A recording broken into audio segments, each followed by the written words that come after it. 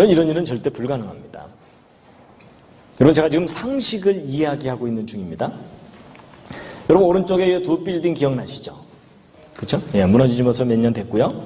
그 다음에 이제 가운데 둥글게 이게 뭐냐면 비행기 날개에 달고 다니는 제트 엔진입니다. 근데 여러분, 이 제트 엔진이 이게 얼마나 복잡한 작품이냐면 이 엔진 계통에 들어가는 부품의 숫자가 100만 개가 넘습니다. 그런가 하면 이 오른쪽에 있는 이 빌딩 내부 구조 설계하려면 복잡한 건 말할 것도 없죠. 근데 제가 이제 왜 이런 사진들을 보여드렸냐면요. 지금부터 여러분들에게 4가지 간단한 질문을 드릴 겁니다. 상식으로 한번 맞춰보시기 바랍니다. 앞에 3가지 질문은 너무 쉬워요. 4번째가 좀 까다롭습니다. 첫 번째 질문입니다. 여러분, 이 비행기 엔진과 빌딩에 설계도가 있습니까? 없습니까? 있죠. 그렇죠? 예. 두 번째 질문입니다. 여러분, 설계도가 있으면 반드시 설계자가 있습니까? 있죠. 설계도는 있는데 설계자가 없다. 그런 경우가 있어요? 없어요? 그런 경우는 없죠? 예. 아니, 그냥 대답 막연하게 하지 마시고 옆에 있는 분하고 서로 좀 확인 좀 해주시기 바랍니다. 설계도가 있으면 설계자가 있다. 예스? 예. 나중에 딴소리 하시면 안 됩니다. 자, 세 번째. 여러분, 설계도를 잘 들여다보면 설계자가 얼마나 똘똘한지 알 수 있나요? 그렇죠? 여러분, 계집하고 빌딩은 차이가 많이 납니다. 그 정도는 구별하시죠? 예, 좋아요. 자, 3가지 질문을 너무나 대답을 잘 해주셨는데 오늘의 가장 중요한 4번째 질문입니다. 뭐냐? 사람입니다. 여러분, 이런 건물에 설계도가 있는 것처럼 사람도 설계도가 있나요? 여러분, 모든 생명체가 설계도가 있습니다. 여러분, 그걸 과학자들이 발견했어요. 그 설계도 어디에 들어있느냐? 여러분 몸 속에 지금 들어있습니다. 근데 여러분, 설계도가 있으면 아까 누가 있다고요? 설계자가 있다. 그게 상식적인 얘기라 그랬죠? 여러분, 그 설계도가 바로 뭐냐면 요즘 그 인간 복제 그런 얘기 많이 들으시죠? DNA, 유전자, 게놈 프로젝트 많이 들어보신 단어들이죠? 근데 그게 다 설계도 이야기입니다. 그래서 여러분, 그 설계도 어디에 들어있느냐? 우리 몸의 세포마다 그 속에 염색체 들어있는 거 쫙 풀어내면 그게 DNA인데 그 속에 유전자라는 유전암호 들어있는 거 대충 아시죠? 요즘 이게 많이 상식이 됐기 때문에 제가 설명하기도 쉬워졌습니다. 근데 저게 설계도입니다. 여러분 보세요. 자식을 낳으면 부모를 닮죠. 여러분도 부모 닮으셨고 여러분 닮은 자녀를 낳고 그러시죠? 근데 여러분, 이 사진 이거 닮아 보입니까? 안 닮아 보입니까? 그 이유가 뭐냐면 아버지가 물려주는 유전자, 어머니가 물려주는 유전자 때문에 닮는 겁니다. 근데 여러분, 요즘 말로 하면 유전자고 옛날 어른들한테는 뭐라고 설명을 드려야 되냐면 그 씨가 그 씨니까. 그렇죠? 여러분, 그 씨라고 표현했던 그게 뭐냐면 바로 설계도입니다. 그래서 아버지의 눈매 다 닮잖아요. 그렇죠? 설계도 때문입니다.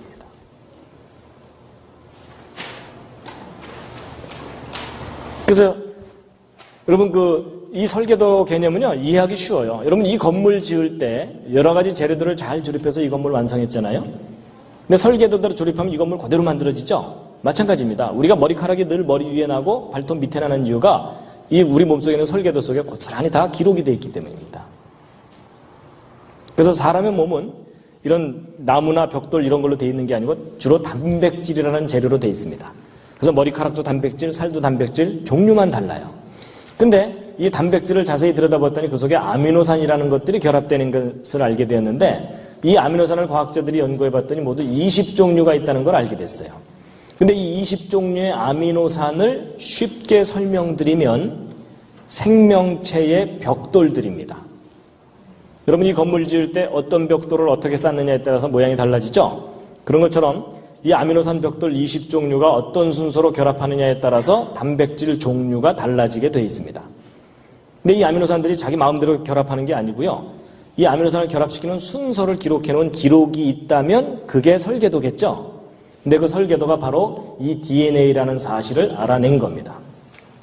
그래서 과학자들이 DNA 구조를 조사해 봤더니 그 속에 구아닌, 시토신, 아데닌, 티민이라고 이름 붙인 4종류의 분자가 G는 C하고만 결합되어 있고 A는 T하고만 결합되어 있어갖고 GC 결합과 AT 결합이 끊임없이 연결되어 있습니다.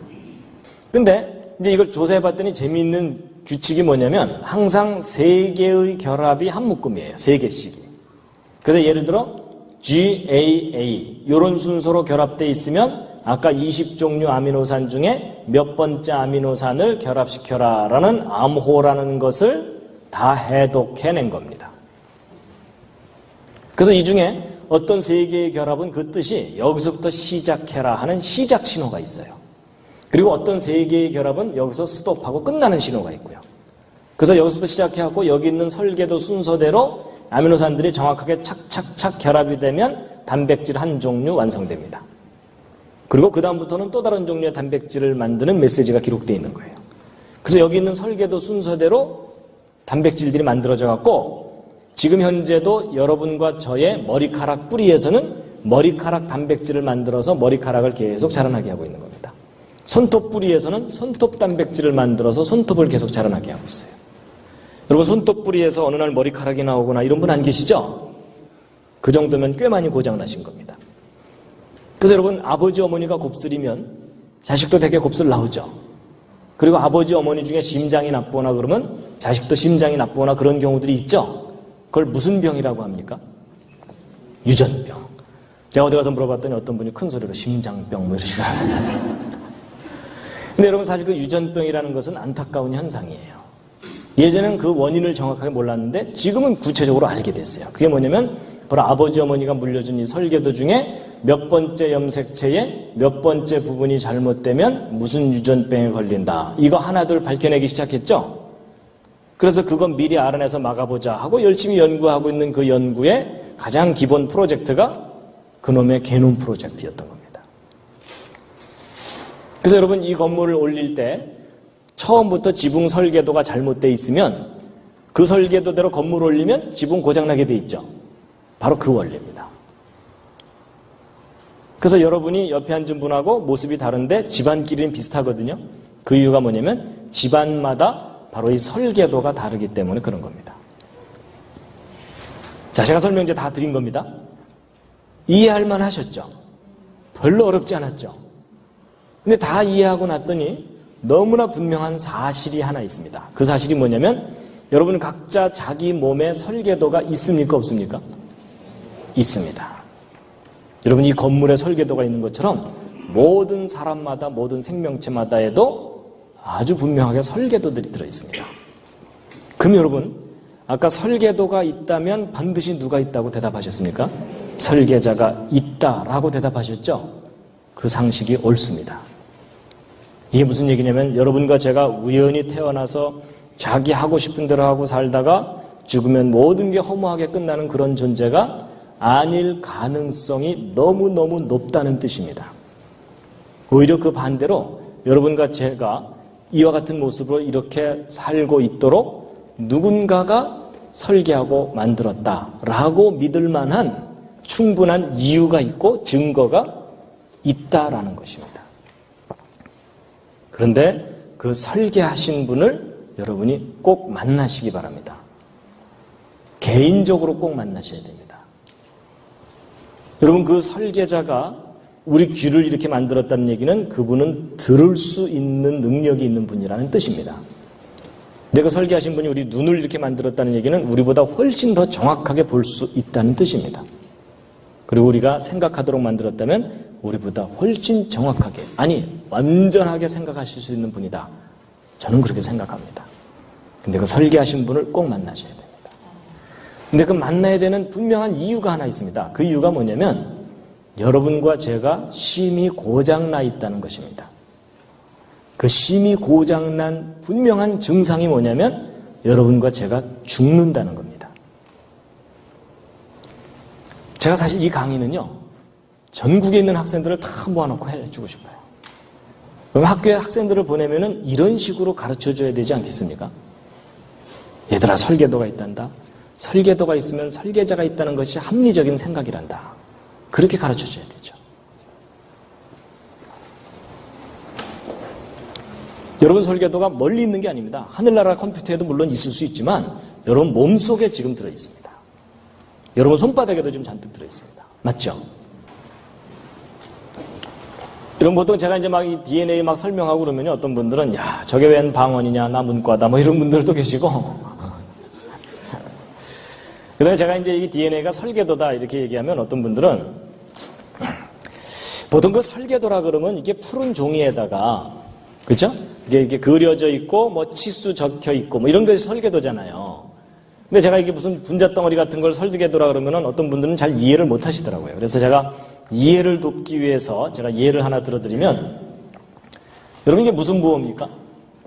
이게 모르스 부호라 그래서 옛날 그 간첩들이 이불 뒤집어 쓰고 두들기던 거 기억하십니까? 또 난 아직 살아있다 뭐 이런 거 있잖아요.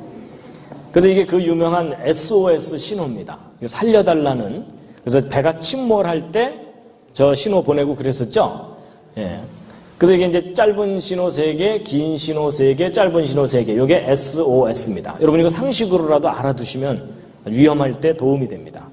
그래서 예를 들어 밤에 플래시 같은 걸로 깜빡깜빡깜빡, 깜빡깜빡깜빡, 깜빡깜빡깜빡 이렇게 하시면 됩니다. 아셨죠? 그리고 이제 지진이 나서 뭐 건물이 무너졌다, 밑에 깔렸다, 그러면은 뭐 소리쳐봐야 소용없습니다. 두들기셔야 됩니다. 어떻게 하면 됩니까? 예, 딱딱딱, 딱딱딱 이렇게 하시면 됩니다. 아셨죠? 근데 여러분 여기서 중요한 원리를 하나 아셔야 됩니다. 여러분이 모르스 부호의 알파벳이 모두 몇 개입니까? 열심히 세시는데 세실 필요 없습니다. 딱 2개입니다. 그렇죠? 짧은 신호, 긴 신호. 여러분 영어가 20몇 개지 모르스 부호는 딱하고 딱 이것밖에 없습니다. 그렇죠? 저 2가지 구별된 신호를 가지고 모든 메시지를 다 기록할 수 있어요. 맞죠? 우리가 편의상 20몇 개를 쓸 뿐이지 2개여도 된다는 얘기입니다. 근데 이 알파벳 2개짜리 부호가 또 개발된 게 있습니다. 요즘 그거 모르면 왕따입니다. 그게 뭐냐면 디지털 컴퓨터. 여러분 0과 1이라는 2가지 부호만 갖고 모든 기록을 다 하죠. 2개면 된다는 얘기입니다. 근데 이 알파벳 2개짜리 부호가 또 발견된 게 있습니다. 그게 뭐냐면 아까 여러분들에게 열심히 설명드렸던 이 DNA입니다. 여러분 이거 복잡할 것 같지만요. 알고 보면 GC라는 결합과 AT라는 결합, 2 종류 결합밖에는 없습니다. 여기도 2개입니다. 저걸 정확하게 복사하기 위해서 2개씩 묶어놨을 뿐입니다. 그러니까 원리가 똑같아요. 원리가 똑같은데 차이가 나는 게 뭐냐면 여러분 이 모르스 부호 인간이 개발한 거고요. 이 디지털 부호도 인간의 지혜로 개발한 거죠. 그런데 이 생명체 속에 담겨 있는 이 메시지는 인간이 개발한 게 아니에요. 발견한 것일 뿐이에요. 그렇죠? 그랬을 때 이 생명체 속에 담겨 있는 이 부호와 메시지를 누군가 뛰어난 지혜와 능력을 가진 분이 설계하고 기록하고 만든 것이다 라고 믿는 것이 창조를 믿는 겁니다. 아니다. 이거 오랜 세월 동안 얼마든지 저절로 생길 수도 있다 라고 주장하는 것이 진화를 믿는 겁니다. 근데 그 둘 중에 어느 쪽을 믿느냐는 여러분이 개인적으로 선택하시는 겁니다. 인격적으로 선택하시면 돼요. 그런데 여러분의 현명한 선택을 도와드리기 위해서 제가 예를 하나 들어드리면 여러분 왼쪽에 이 보라색으로 되는 이 큼직한 거 이거 사진 찍어 놓은 거거든요. 저게 무엇처럼 보이십니까?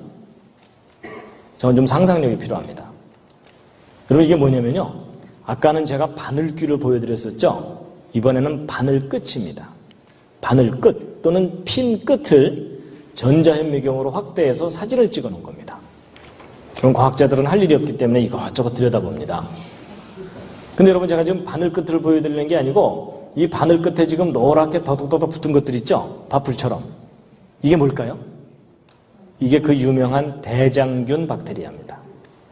여러분 대장균이 얼마나 작은지 짐작이 가시죠? 그럼 바늘 끝이 그렇게 뾰족한 것 같아도 이 대장균들은 바늘 끝에 올라가서 체육대회를 할 수가 있습니다. 근데 여러분 이 작은 대장균도 자기 설계도가 있을까요? 없을까요? 있습니다.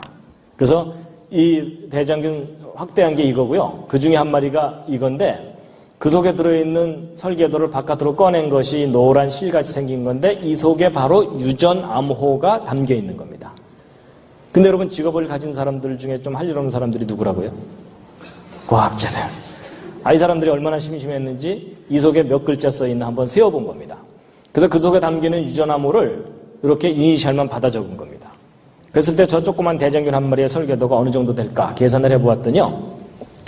여러분 우리가 언뜻 생각할 때 저 대장균은 크기도 작고 단순하게 생겼습니다. 그러니까 뭐 단순하고 작을수록 설계도가 간단할 거 아닙니까? 그래서 우리 생각에 이 정도 수준으로 받아 적으면 한 두세 페이지 쓰면은 대장균 설계도 끝날 것 같은 느낌이 듭니다. 그런데 아닙니다. 여러분 저 대장균 설계도 기록된 내용을 이 정도 수준으로 받아 적으면 저 한 마리 설계도가 페이지 수로 1000페이지를 가득 채워야 됩니다. 1000페이지면 두꺼운 책이 한 권입니다. 그게 대장균 한 마리의 설계도입니다. 그나마 이 중에 중요한 부분 알파벳 하나만 틀려도 기형 대장균이 나옵니다. 완벽한 기록이 담겨 있다는 뜻입니다. 여러분 일단 학교 다닐 때 1000페이지짜리 숙제 받으면 차라리 자퇴하고 말죠. 그리고 뭐 한 글자 하나만 틀려도 막 점수 팍팍 깎으면은 그 과목 포기하고 맙니다. 근데 여러분 놀라운 것은 완벽한 기록일수록 더 높은 지혜와 능력이 필요합니다. 인정하십니까? 그렇다면 이건 상상할 수 없는 지혜와 능력을 가진 존재의 작품이다라고 생각하는 것이 합리적인 생각이라는 겁니다. 근데 여러분 이 대장균보다도 더 중요한 놀라운 창조물이 바로 사람입니다. 여러분 손바닥에 세포 보이십니까? 안 보이십니까? 안 보이죠? 눈에도 보이지 않을 정도로 작아요. 머리카락 굵기 10분의 1 정도 되는데요. 여러분 그 작은 세포 하나에도 23쌍 염색체가 들어있고 이 속에 유전 암호가 담겨 있는데 그 암호를 또 과학자들이 또 받아 적어 봤어요. 인간의 경우는 30억 쌍의 염기 배열이기 때문에 30억 글자를 받아 적어야 됩니다. 30억 글자를 받아 적으면 이 정도 수준으로 기록했을 때 페이지 수로 100만 페이지를 받아 적어야 됩니다. 100만 페이지면은 1000페이지짜리 책으로 1000권입니다. 그럼 백과사전 1000권 정도라고 대략 생각하시면 되는 겁니다. 그럼 백과사전 1000권이면요. 이런 백과사전 10권 쌓으면 무릎 정도 오고요. 100권 쌓으면은 집에 천정 높이 정도 되죠. 1000권을 쌓으면은 10층 아파트 높이만큼 되는 겁니다. 여러분 백과사전 10층 아파트 높이만큼 쌓아놓은 분량의 설계도가 여러분 손바닥 세포 하나 속에 지금 들어 있습니다. 여러분 이건 상상할 수 없는 거예요. 좀 놀라셨죠? 근데 여러분 옆에 앉은 분이 지금 얼마나 놀라운 작품이냐면 여러분 세포 하나 속에 1000권이라 그랬죠? 근데 그런 세포가 60조 개 정도 있는 겁니다. 몸에. 그러니까 여러분 몸에 지금 기록이 담겨 있기를 1000권 곱하기 60조 만큼의 기록이 여러분 몸 안에 지금 담겨 있는 겁니다. 이건 과학적인 사실입니다. 여러분 제가 이 사실을 깨닫고 나서 떠오르는 찬송가가 한 구절이 있었습니다. 하늘을 두루마리 삼고 바다를 먹물 삼아도 그 크신 하나님의 사랑 다 기록할 수 없다는 그 기억나십니까? 제가 그 표현이 이게 사실이라는 걸 제가 알게 됐습니다. 저는 예전에 그게 시적인 표현인 줄 알았어요. 사실을 표현한 겁니다. 그럼 우리가 이제 놀래고만 있을 게 아니고요. 비교해 볼 게 하나 있습니다. 여러분 왼쪽에 이 손가락 위에 네모난 게 뭐죠? 반도체 칩입니다. 저거 왜 만들었습니까? 더 많은 기록을 더 작은 곳에 담으려고. 그렇죠? 근데 여러분 이 반도체 칩에 몇 글자까지 기록하는지 혹시 아십니까? 요즘 바쁘시죠? 네, 여러분 바쁘신 것 같아서 제가 알아봤습니다. 여러분 5년 전에 삼성전자가 반도체 칩 개발했을 때 칩 한 개에 책 640권을 담는다 이렇게 돼 있어요. 아니 생각해 보세요. 여러분한테 손톱만한 종이 하나씩 나눠주고 뭐 쓰라 그러면 자기 이름 쓰기도 바쁘잖아요. 그렇죠? 근데 과학자들은 이 손톱만한 곳에다가 책 640권을 담아요. 여러분 이거 뛰어난 작품인 거 인정하시겠죠? 여러분 이거 오랜 세월 동안 저절로 생길 수도 있어 이러면서 우기고 다니는 분이 계시면 어떻게 드려야 됩니까? 묶어놓고 돌봐줘야 돼요. 그렇죠? 근데 여러분 2년 전에는 더 발전해가지고 2만 권을 여기다 담아요. 2만 권. 지금은 또 더 발전했어요. 그럼 여러분 보세요. 요 밑에 있는 거 640권, 그 위에 있는 요 반도체 2만 권 담는다 그랬죠? 근데 이 오른쪽에 있는 세포에는 대략 백과사전 1000권 정도 담겨 있다 그랬죠? 근데 여러분 언뜻 숫자만 보면은 2만 권이 더 커 보이죠? 근데 여기 속으시면 안 됩니다. 여러분 이 세포를 반도체 칩 위에다가 올려놓으면 보여요? 안 보여요? 보이지도 않을 정도로 지극히 작은 곳에 1000권이 담겨 있는 거예요. 그럼 여러분 이 둘을 똑같은 크기로 비교하면 이 오른쪽 세포가 1억 배가 넘습니다. 여러분 어느 쪽이 더 뛰어난 작품입니까? 이건 뭐 비교할 수 없는 큰 차이인 거 인정하시죠? 오늘날 과학자들이 왼쪽에 반도체 칩을 만들고 하이테크라고 자랑해요. 그렇죠? 근데 여러분 이 왼쪽이 하이테크면 오른쪽은 뭡니까? 울트라 슈퍼 캡장 하이테크입니다. 아이들 표현대로라면. 그렇죠? 여러분 이건 바보가 아니라면 어느 게 더 큰 건지를 알 수 있잖아요.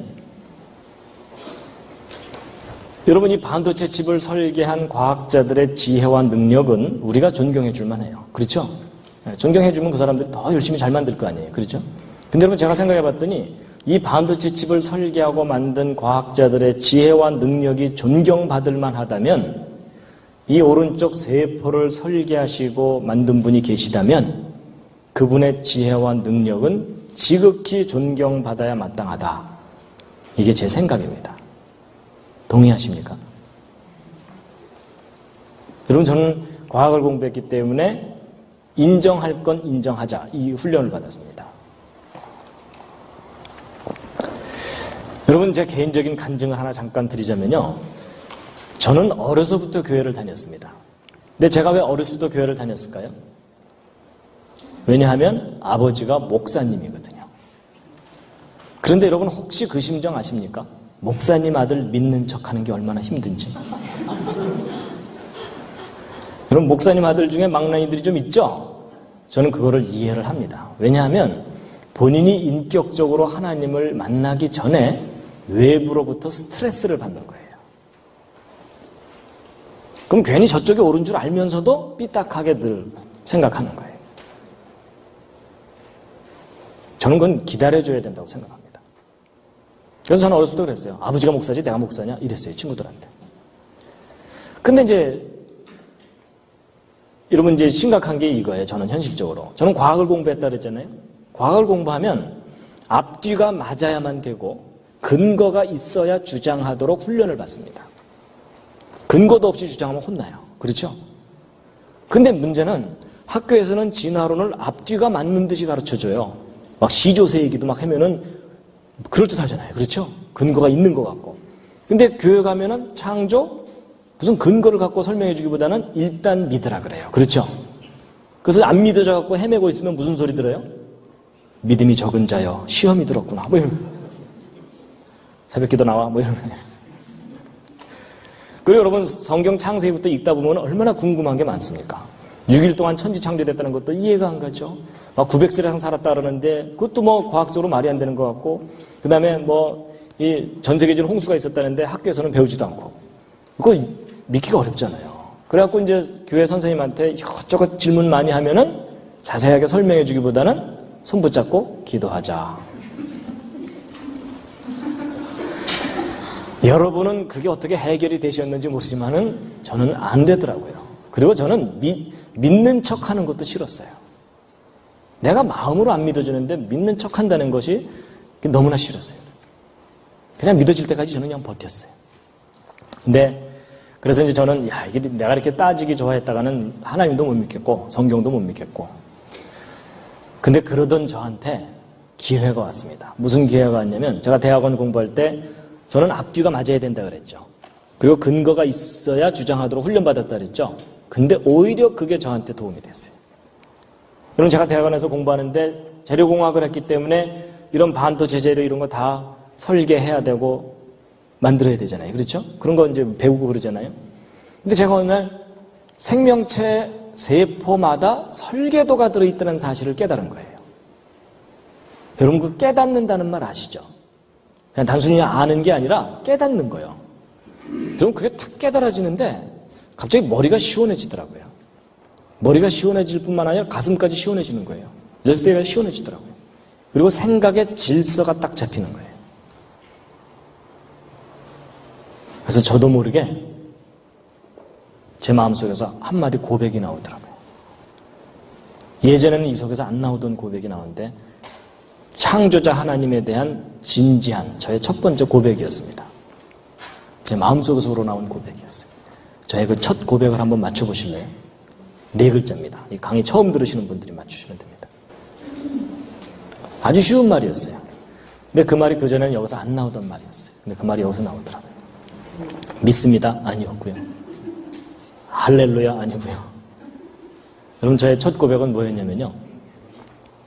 계셨군요. 이 말이었어요. 오 하나님 계셨군요. 여러분 그 하나님이 계시다는 그 사실이 너무나 분명하게 인정이 되는데 그냥 눈물이 나오더라고요. 그때 정말 하나님에 대해서 너무나 진지하게 깨닫게 된 거예요. 제가 한동안 울고 다녔습니다. 공학을 공부하다 보면 사실 건조해지기가 쉽거든 마음이요. 근데 제가 한동안 울고 다녔어요. 그렇게도 막연하던 그 하나님이 너무나 실체적으로 저한테 깨달아지는 거예요. 그리고 나서는 그 다음날부터 막 세상이 달라 보이는데요. 세상이 변한 게 아니라 제가 변한 거예요. 여러분 세상은요. 어제나 오늘이나 내일이나 똑같습니다. 세상은 안 변합니다. 제가 변했어요. 세상을 보는 눈이 변했는데 막 길가에 가로수가 감동적으로 보이기 시작하는 거 있죠. 왜냐하면 제가 생각해 봤더니 그 가로수 나뭇잎 세포마다 설계도가 들어있잖아요. 하나님 이것도 만드셨군요. 저것도 만드셨군요. 여러분 생명을 가진 모든 것마다 다 기가 막힌 작품이에요. 여러분 제가 그렇게 감성이 회복될 줄 몰랐어요. 많이 회복됐어요. 그리고 이제 또 뭐가 귀하게 보이냐면 사람이 귀하게 보여요. 예전에는 다 내 경쟁자였고 수많은 사람 중에 하나였어요. 근데 그 다음부터는 사람이 귀하게 보이는데 하나님이 만드신 놀라운 작품인데 망가진 거예요. 근데 제가 하나님 계신 걸 깨닫고 났더니요. 여러분 이 손가락 움직이는 게 얼마나 신기해 보이는지요. 왜냐하면 저는 이유가 있는 게 뭐냐면 저는 공학을 했기 때문에 제 주변에 로봇 만드는 사람들이 있잖아요. 요즘 로봇 꽤 많이 세련됐어요. 초창기 로봇 엉성했습니다. 자기가 밤새 연구해갖고 만든 로봇 손가락 하나가 이렇게 부드럽게 움직이기만 해도 뛸 듯이 기뻐합니다. 그리고 저 불러다가 뭐라 그러는지 아세요? 야 벌레 너 이게 얼마나 어려운 건지 아니? 뭐 이러는 거예요. 근데 여러분 웃으시지만 여러분 로봇 손가락 설계해갖고 만들어갖고 이렇게 부드럽게 움직이는 게 이렇게 쉬울까요? 어려울까요? 이거 아주 어려운 기술입니다. 근데 여러분 저는 로봇 손가락 설계해서 만들어갖고 이렇게 움직이는 게 어렵다는 걸 알거든요. 근데 제가 이게 어렵다는 걸 알고 났더니요. 이건 기적이에요. 여러분 이거 참 중요한 건데요. 그럼 로봇 손가락 만들어갖고 이렇게 부드럽게 움직일 수 있도록 한다는 것이 어렵다는 것을 모르는 사람은요. 여러분 이게 얼마나 놀라운 작품인지를 모릅니다. 여러분 이게 손 꼭 쥐고 있으면 손바닥에서 땀이 나오는 거 아시죠? 근데 여러분 이 손바닥에서 땀 나오는 것 때문에 감사원금 해보신 적 없으시죠? 근데 여러분 이게 얼마나 중요한 건지 모릅니다. 여러분 이 손바닥에서 어느 날부터 땀이 안 나온다. 그 사람 평생 고생해야 됩니다. 그렇죠? 무심코 일하다 보면 손바닥이 말라서 갈라 터집니다. 근데 반대로 고장나서 줄줄 샌다. 평생 물통 입에 물고 살아야 됩니다. 그렇죠? 근데 기가 막히게 아주 미세하게 땀이 조금씩 나오면서 우리 손을 촉촉하게 늘 적셔줘요. 그렇죠? 그리고 여러분 그런 거 아세요? 얼굴이나 이런 데서 나오는 땀은요. 물과 기름이 함께 나와요. 그런데 이 손바닥에서 나오는 땀은 물만 나오도록 돼 있어요. 만약에 이 손바닥에서도 기름이 줄줄 나오면 어떻게 되겠어요? 그 사람 평생 불편하게 살아야 돼요. 뭐 만지면 미끌, 만지면 미끌 이러고 살아야 돼요. 근데 미끄러지지 않도록 여기는 물만 잠깐 나왔다가 말라버려요. 기가 막힌 작품입니다.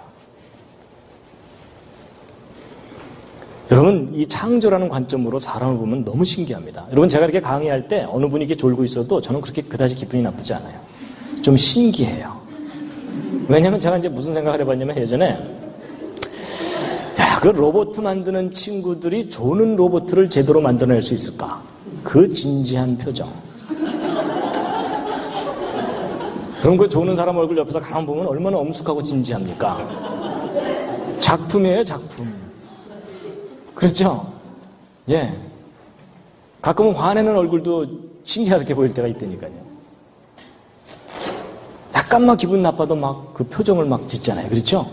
또 그 옆에 있는 사람이 그걸 눈치를 채고 그럴 정도로 우리를 아주 섬세하게 만든 겁니다. 놀라운 작품입니다. 여러분 혹시 이 시절 기억나십니까?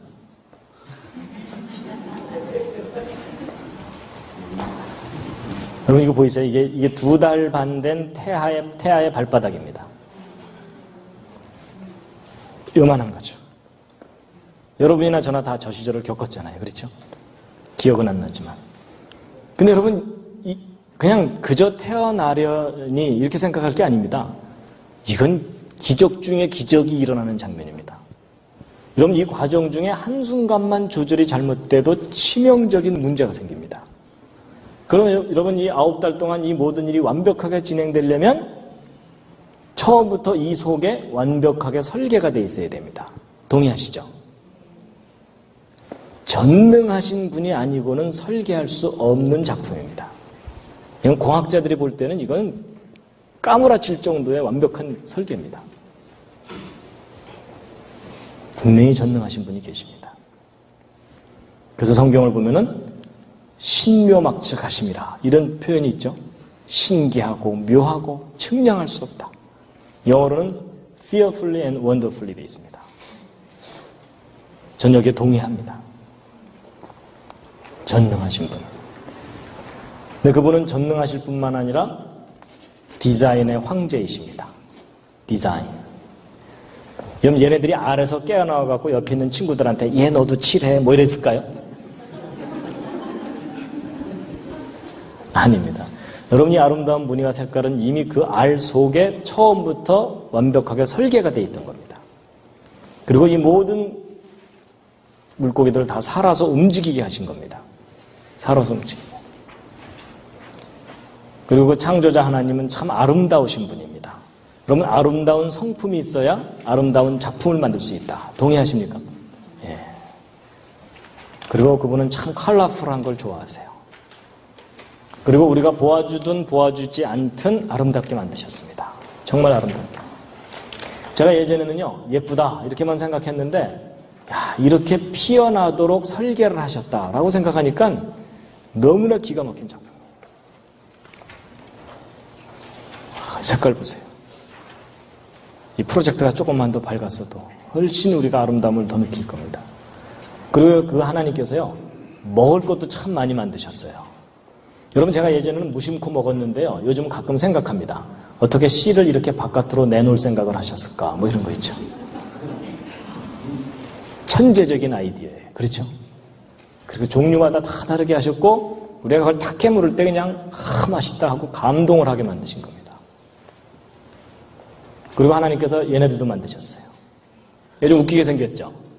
여러분 제가 저 웃기게 생긴 개구리를 보고 깨달은 게 뭔지 아십니까? 분명히 저 개구리를 만드신 하나님의 성품 중에는 코믹한 성품이 있으시다. 그렇죠? 얘 보세요. 얼마나 다소곳합니까? 근데 여러분 저한테는 좀 의미가 있었던 게 왜 그러냐면 저는 아버지가 목사님이었는데 어머니가 엄했어요. 목사 아들 사고 치면 안 되잖아요. 그렇죠? 그러다 보니까 이거 하지 말아라 저거 하지 말아라 이런 엄한 교육을 받다 보니까 저한테 인상 지어진 하나님의 이미지는 엄한 하나님이에요. 그렇죠? 거룩하고 엄한 다정한 분이 아니에요. 근데 제가 그게 오해라는 걸 깨닫게 됐어요. 여러분 사람들이요 하나님에 대한 인식이 주변 사람들에 의해 주변 환경에 의해서 영향을 받습니다. 그렇죠? 근데 제가 하나님이 코믹하시다는 것도 제가 깨닫게 된 거예요. 그래서 우리가 하나님을 만날 때 또는 하나님을 다른 데 전할 때도 크고 두려우신 하나님도 만나고 전해야 되지만 다정하고 코믹하신 하나님도 우리가 전해야 됩니다. 그분은 다정하시다니까요. 그리고 섬세하시고 귀엽죠? 여러분 귀엽다는 반응이 정상입니다. 감성이 망가진 분들은 한 그릇도 안 되네 뭐 이러면서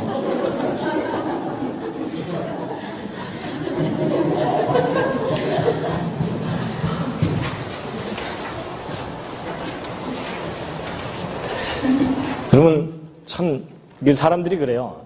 하나님이 어디 있느냐? 안 보인다 이렇게 얘기하거든요. 근데 사실은 우리가 마음의 눈을 떠야 됩니다. 하나님이 만드신 작품을 들여다보면 하나님을 우리가 깊이 생각할 수가 있습니다. 다 먹을 것을 주셨어요. 그리고 작품이 워낙 다양해서 우리가 다 이해할 수도 없습니다. 그럼 하나님의 창조의 압권 중에 하나입니다. 단풍. 기가 막힙니다. 여러분, 하나님께서 저렇게 단풍이 들 줄 모르셨을까요? 가을이 돼서 온도가 뚝 떨어지면서 단풍이 쫙 뜨니까 하나님 깜짝 놀라셔갖고 쟤네들이 또 색깔이 변하냐 이러셨을까요? 아닙니다. 근데 여러분, 저 단풍 작년 가을에 참 단풍이 곱게 들었습니다. 한국에서. 근데 여러분, 우리가 단풍이 들 때마다 하나님 어떻게 이렇게 아름답게 만들어 놓으셨습니까? 하고 마음으로라도 그렇게 생각하면 하나님은 마음의 중심을 보는 분이라고 성경에 돼 있잖아요. 그럼 하나님께서 옆에서 그러실 거예요. 아마 여러분이 그렇게 감동을 하시면, 야, 너야말로 나를 알아주는구나. 다들 바빠서 내 생각 안 해. 이러실 거 아니에요. 그렇죠? 그래서 여러분, 저는 하나님께 영광 돌린다는 거가 무슨 위대한 일을 한다는 것보다는 하나님이 하신 일을 인정하는 것. 여러분, 사람이 자기가 인정받을 때보다도 기쁜 게 어디 있습니까? 그렇죠? 하나님이 하신 일을 인정하는 것. 저는 그게 하나님께 영광 돌리는 거다. 그런 생각을 해봅니다. 기가 막힙니다. 종류대로 만드신 작품이 너무 많아서요. 이것만 보여드려도 하루 종일 보여드릴 수가 있어요. 그렇죠? 너무나 다양합니다. 이렇게 조그만 새도 만드시고, 이렇게 아름다운 빛깔의 새도 만드시고, 그리고 모든 종류의 동물들, 참 신기한 동물들을 많이 만드셨습니다. 자, 그 다음에 여러분, 하나님이 창조하신 작품 중에 최고의 걸작품이 뭡니까? 사람이라고 우기고 계시죠? 네, 맞아요. 근데 그 말이 맞는데, 그럼 여러분 한번 따져보세요. 꽃을 봐도 감탄이 나오고요. 단풍을 봐도 감탄이 나옵니다. 그러면 하나님의 최고의 걸작품을 보면 최고의 감탄이 나와야 되죠. 그래 앞뒤가 맞잖아요. 그렇죠? 자, 그럼 우리 확인해 보겠습니다. 옆에 계신 분 실례지만 다시 한번 살짝 보시죠. 감탄이 나옵니까? 나오기는 나오는데 종류가 좀 다르죠? 우리 좀 더 솔직하게 얘기하면 감탄이 나올 때보다는 탄식이 나올 때가 더 많습니다. 근데 여러분, 그거 왜 그럴까요? 그건 쉬운 얘기입니다. 여러분, 꽃이 아무 흠 없이 활짝 피면은 정말 아름다워요. 그렇죠? 근데 그 꽃이 병들거나 흠이 있으면은 그렇게 쳐다보게 되지 않습니다. 그렇죠? 똑같은 이야기입니다. 하나님이 우리를 만드실 때 너무나 기가 막히게 아름답게 만드셨는데 여러분과 제가 지금 심히 병들고 망가진 겁니다. 그러니까 서로에 대해서 그렇게 기대감도 크지 않고 서로가 서로를 만났을 때 기쁨이 그렇게 크지 않은 이유 중에 하나가 그거라는 거죠. 그래서 제가 이제 깨닫게 된 거가, 제가 하나님의 창조를 깨닫고 났더니 그 뒤가 싹 풀리는 거 있죠. 그렇다면 나에게는 누가 필요하냐? 구원자가 필요합니다. 내가 회복돼야 되거든요. 제가 그걸 깨닫게 된 겁니다. 그래서 성경을 보면 모든 사람이 죄를 범하였다고 되어 있는데 사실 이게 좀 말이 표현이 어렵습니다. 그렇죠? 근데 이거 쉽게 저는 생각합니다. 모든 사람이 망가졌음에. 맞죠? 예. 하나님의 영광에 이르지 못하더니, 이것도 좀 말이 어려운데 쉽게 얘기하면 하나님이 인간에게 누리게 하신 지극한 기쁨과 행복을 누리고 있지 못하더니.